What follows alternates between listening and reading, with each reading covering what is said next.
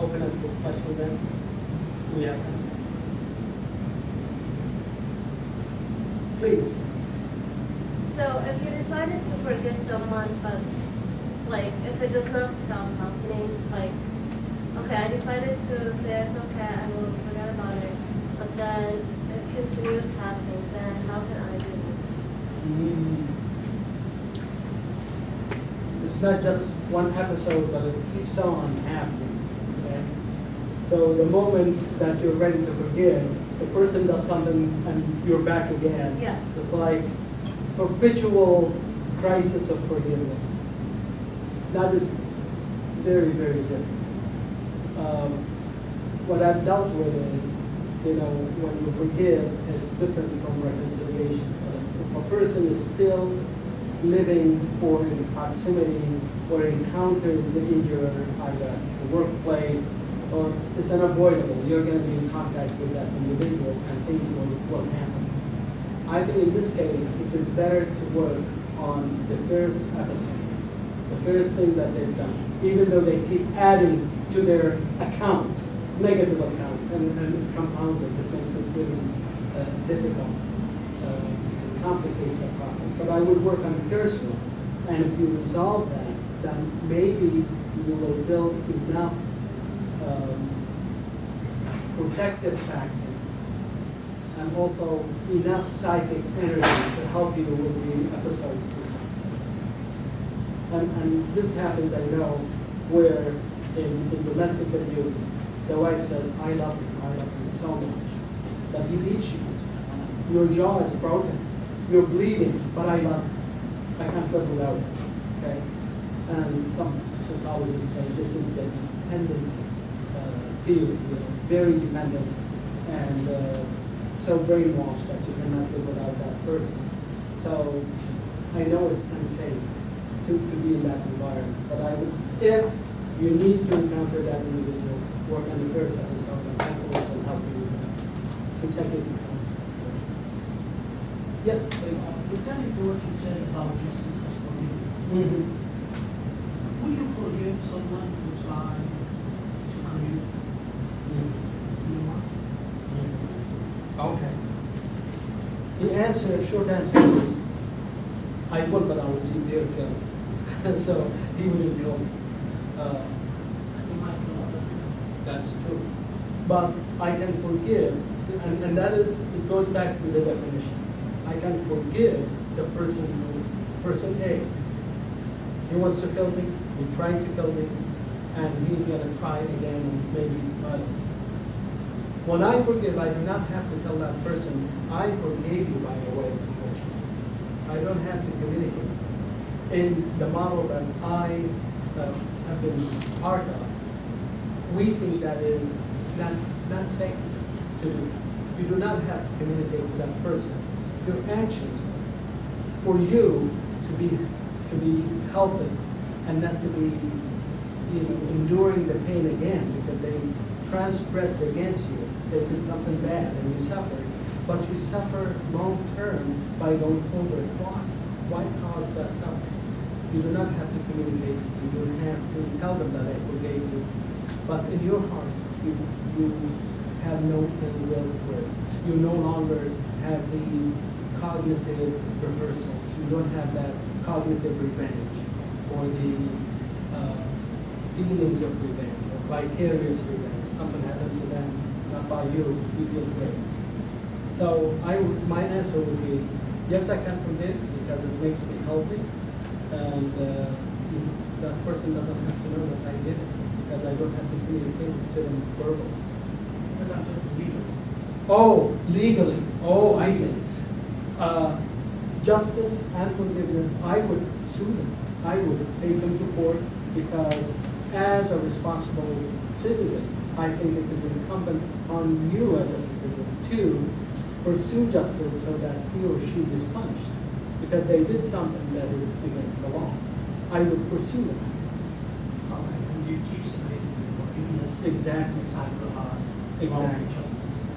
I mean, justice is, let me say, a choice that you can pursue or not pursue. For me, somebody who has a weapon is threatening to kill, would kill if they get the person, and they can do it to somebody else. If they're not stopped, then they may do it to somebody, and we may experience a loss of life.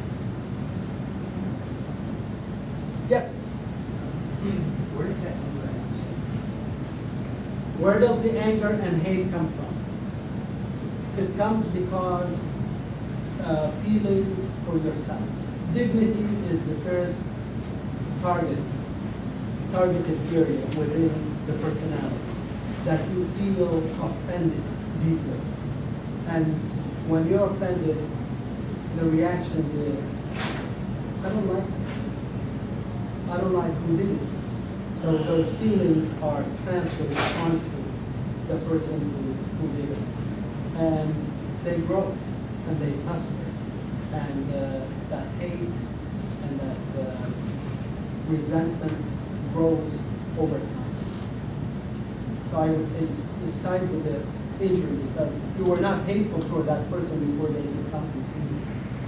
Yes? How can we deal with the situation when we get the feeling that we do want to forgive, but we feel that we forgive enough?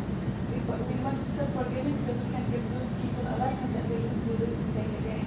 Okay. I would also use the same response that I gave before, that you do not have to communicate it to that person.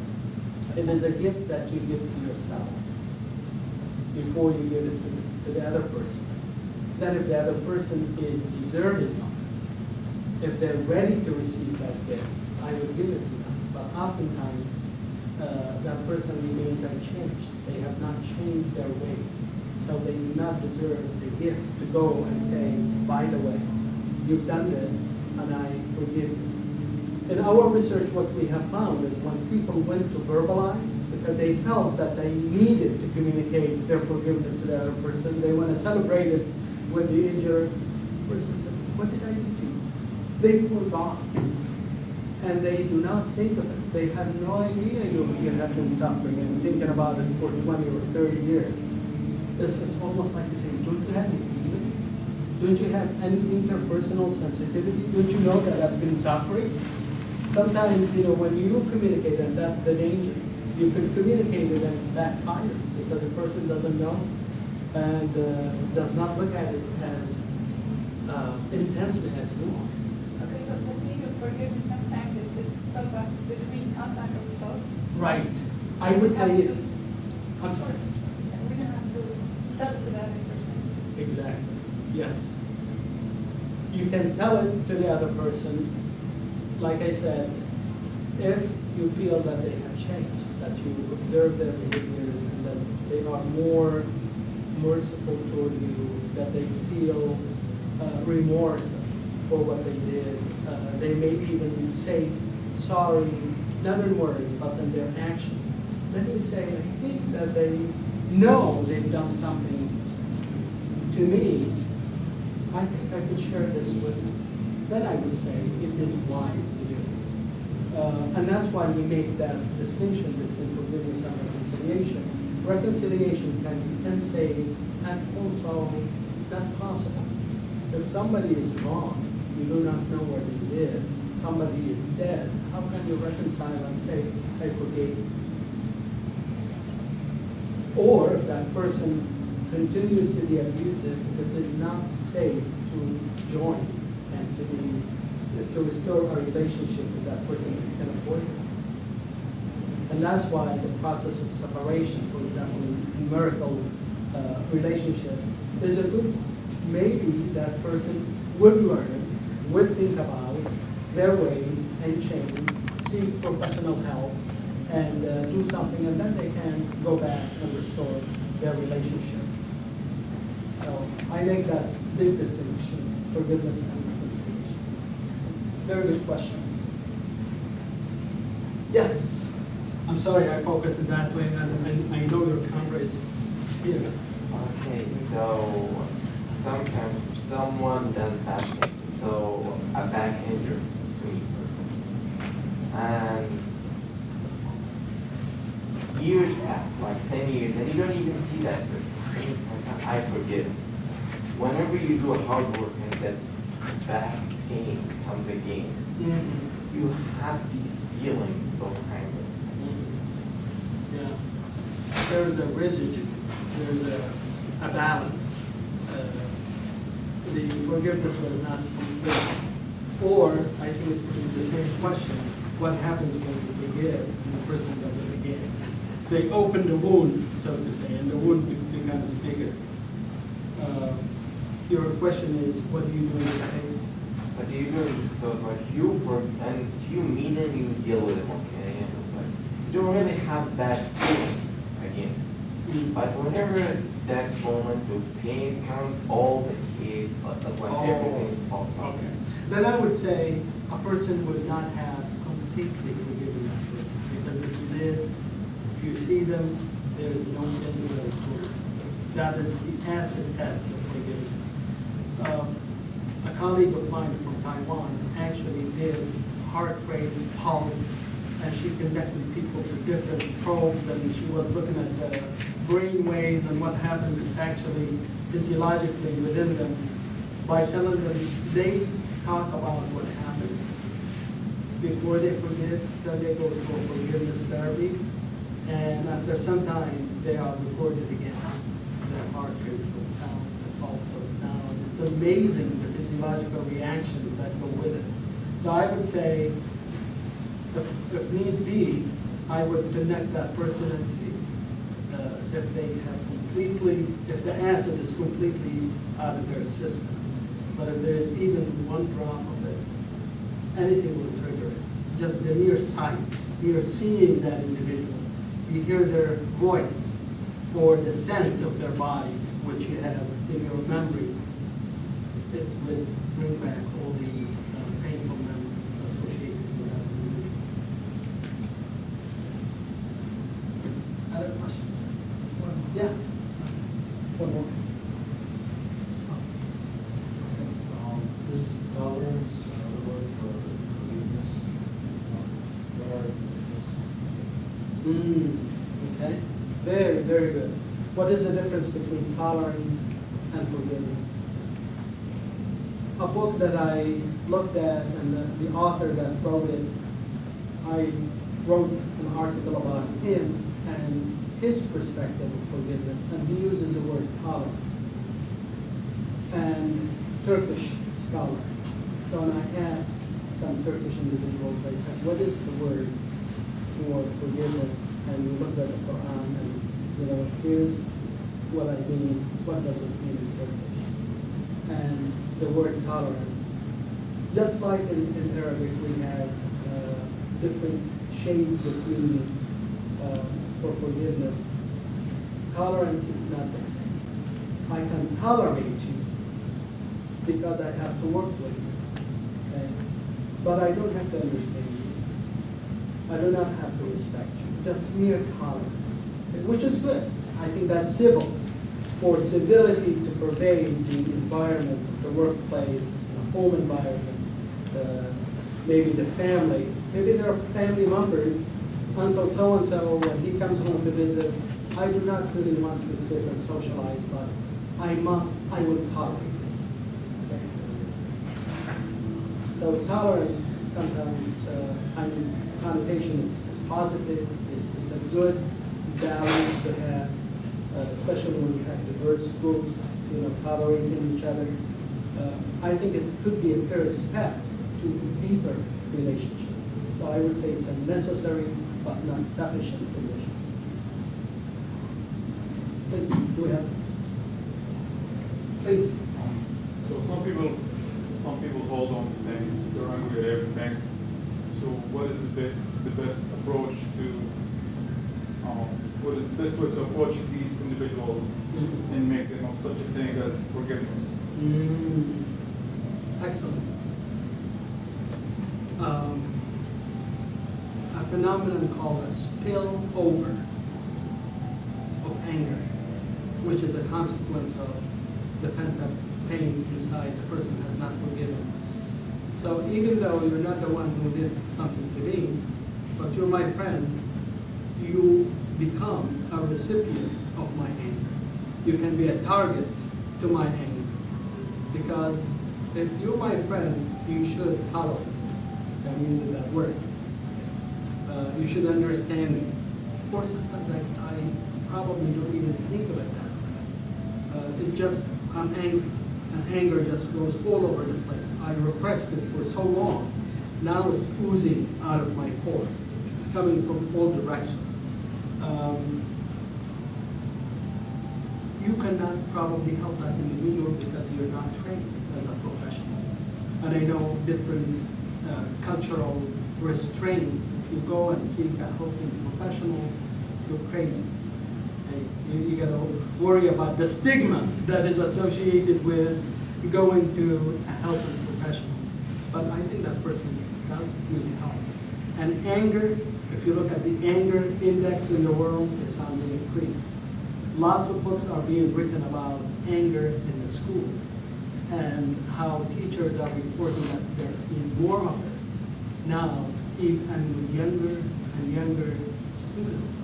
You see children fighting, you see children bringing weapons, trying to bring weapons into the schools as early as kindergarten, because they feel that is this way to express their anger and to find an outlet for it. So I would help that individual by encouraging him or her to pursue professional help. I had a TA, a teaching assistant in the same office when I was a TA for 3 years in Madison. One day, and I was in the office for 2 weeks, just started, and somebody called me from Saudi Arabia, and I had a tendency, and my wife always says, you got so loud when you talk to folks from home, because I feel that they do not hear me. I could lower the volume, but I can't. I don't feel that I'm talking loud, but it drives her crazy, and I must have done the same thing to this TA, and she was so angry. She waited until I was done, and she just vented. And I said, I'm sorry, I won't do it again, but you are so angry. And what I did, I just say, Radhi, don't talk so loud, and I respect her. And she said, whatever, that answer. But the next day, she left a note on my desk. She said, I think I got on her hand, and I'm sorry, but I do have anger issues. I didn't know what that meant at the time, even though I was in the field of psychology for a while. As a phenomenon among people and the spillover phenomenon, I only understood that. Yes? What if you can't forgive someone because he or she did something really bad that's affecting you adversely?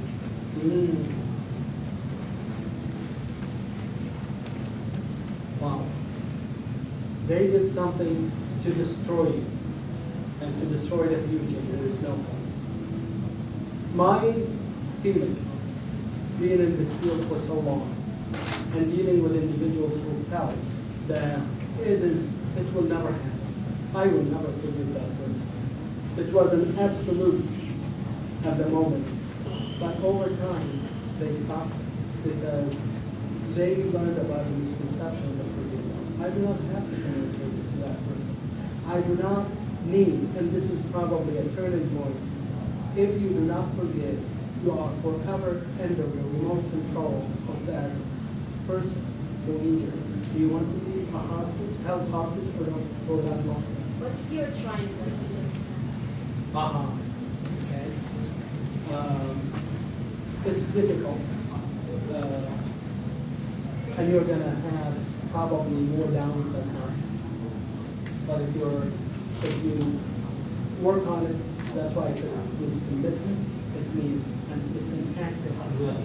There are days when you say, there's no way, I'm hurting so much, I cannot do it. Expect these ahead of you. The talking points to yourself is that expect that there will be days that are very trying, and you will lose hope. That is to be expected. If you talk to yourself that way, and last night I said, this is very different from positive psychology. Everything is fine, everything is rosy, I am great, I am wonderful, and a great human being. That is okay. It has some it gives you momentarily satisfaction. But if you engage in that instructional self-talk, you give yourself talking points that normally it's another day, it's a new day. I could be hopeful, I could be hopeless. But I resolve to be hopeful. When this happens, I'm going to do this and this and this. So you draw yourself a plan for when the bad moments occur, to preempt it, to prevent this. It's like a protective plan. But it's not easy. I'm going to be the first one to say that. Yeah, it's not easy, especially if like this kind of person is one of your first relative. Yes, a close relative, and by the way, I think we're the harshest and the hardest on ourselves and our relatives. Yeah. It's easier to forgive a stranger because if you're a relative, if you're an uncle, if you're a cousin, you should know better. We're related. We're blood relatives. How dare you? How could you? Okay. That makes it a lot harder because that added to the pain because another day. It's the kind of the shock that someone, a blood relative would do. How to get over? How to get rid of it? Over. Over it. Okay. Through the process, going through the 7 stations. Because you cannot change that person. The only thing that you can do is change yourself. Because I think within that is, how could my cousin do this, or my dad, or mom, or grandfather, or whoever the relative is? Really, we would want them to be the ideal cousin, the ideal grandfather, that's okay. But they're not going to be. So if we work more on self-change rather than other change, other Which kind of person. change you should tell us? With ourselves? Which kind of change? Okay, I would say in looking at, to engage in reframing, try to understand that person, to understand what happened, to understand why he or she did what they did, to understand why we reacted the way we did when it happened, and how are we reacting today, taking and monitoring all the journey and what we have benefited. Has it helped us holding on to all these pent-up negative feelings?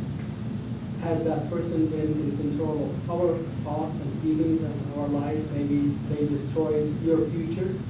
Should we let them continue to do that?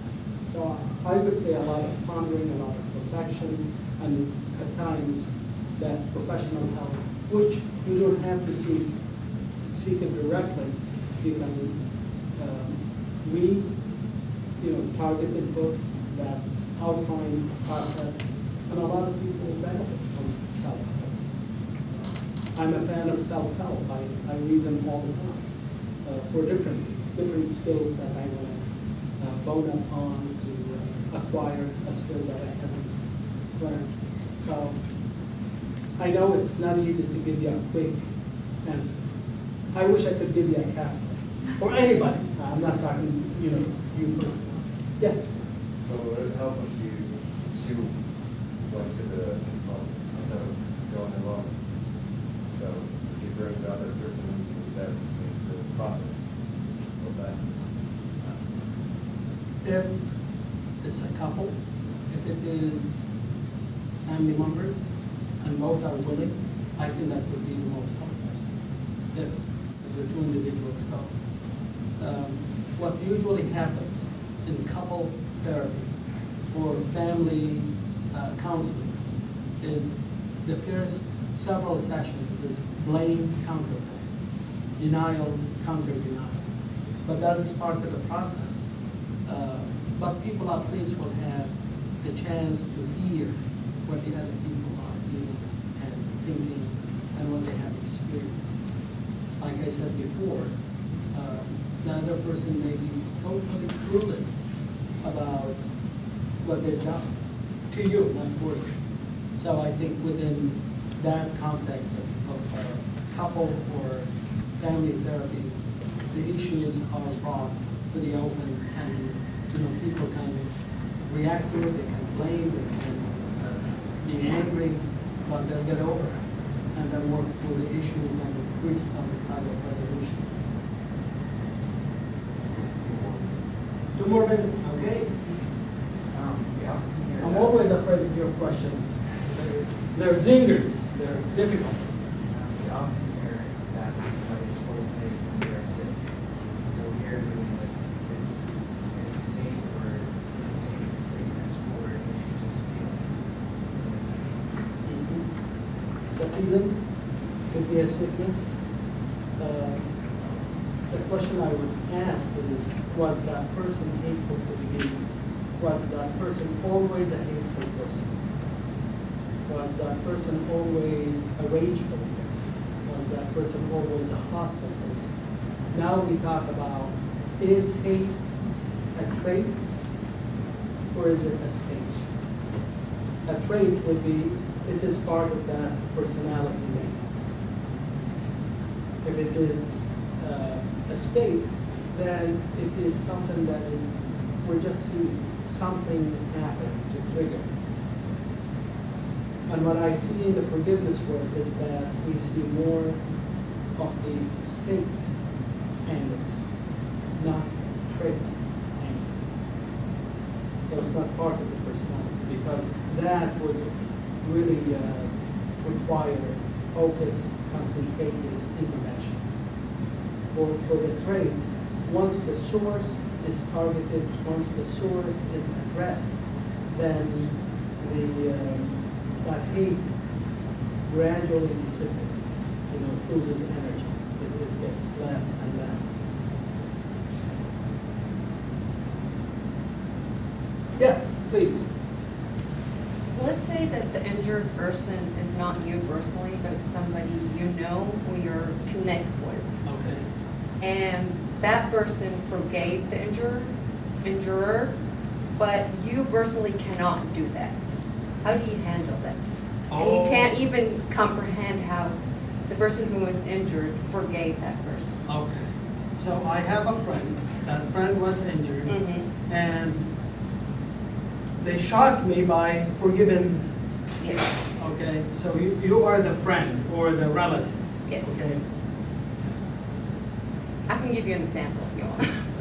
I got the picture, but I'd be happy to listen to the example maybe after the session, because I collect these. There was a book written by Goldie Bristol, is her name. It's a very, very good book. When it's hard to forgive. And this is a story, I don't know if I could do it, I don't know if I would do it, but this woman found it in her heart to do it, and she talks about it in that book. When it's hard to forgive, and this is what happened. There's something heinous crime. Somebody was drunk, and her daughter was on campus. He raped her and then killed her. And the police caught him and of course put him in jail. And his sentence was, I don't know, 30 years. I don't know how many lifetime over, maybe. Sometimes you hear of a sentence that is 300 years in jail. He was sentenced for a long term. And this Goldie talks about how the first 10 years of her life, she was in a lot of pain. She could not sleep. She said, if I was eating, and she referred to this person, you can say beast, who did that to her daughter and took her life, as an SOB, and you know the abbreviation. That SOB was eating the steak with me. If I drank water, he was drinking it with me, meaning he was on her mind all the time. And then she said, enough is enough. He is controlling me. Still, not only did this to our daughter, he took her life, but now my life and my husband's life. What she did, she allowed herself to go to jail. And just to look, she did not want to talk to him, just to see him. Because for all these years, he was the Satan in her life. She looked when somebody knew. She thought it was somebody else who looked more like a hardened criminal, but somebody said, no, it's the woman next, and she describes that. And she said, you look like a human being, nothing unusual. It's not like the criminal picture that I have in my head. And she said, in the next visit, and I don't know whether it happened 3 months or sometime, a long time after, and she said she wanted to talk. This is a big step. And she said, please don't tell him that I am her mother. I just want to talk as a person, anonymous. Just coming to, I come here and I see all the people in jail and I would like to say to them. And if you want to say anything. Then he said, you know, I've done a lot of things in my life, and I'm so sorry about something I did. I will never forgive this. She said, what? She said, well, I did this and this is why I'm here. And he was talking about what he did to her mother. And she said, I just wanted to punch him in the face and kill my brother. But she said, I listened. And then she left. And I don't know, this goes back and forth, the visits. And then her heart somehow softened. In the book, she becomes more religious, a Christian woman. And she said that Christ came into her life. You know, she put it in her own religious tradition.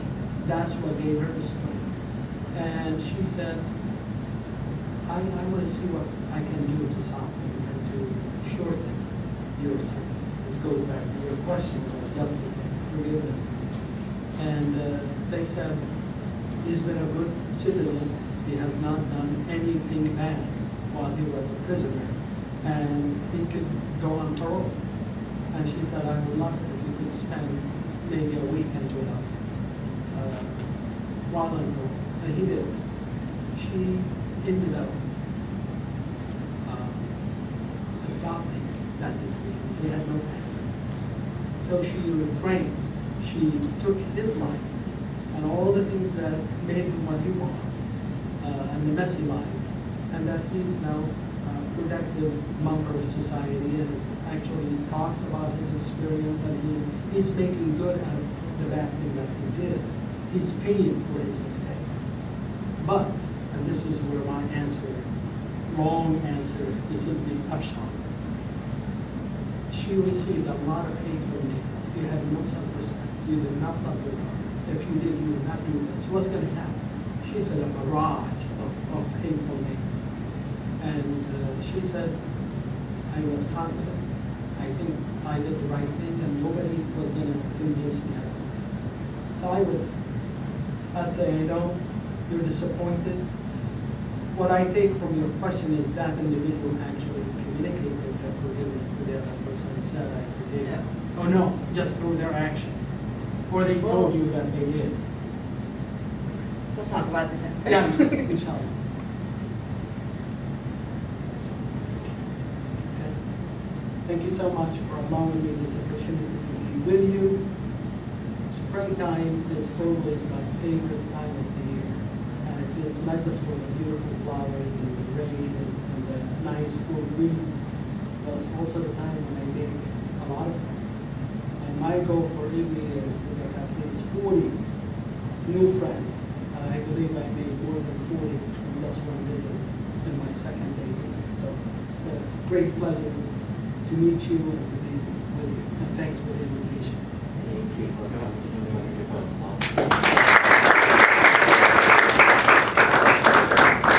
I haven't swallowed it.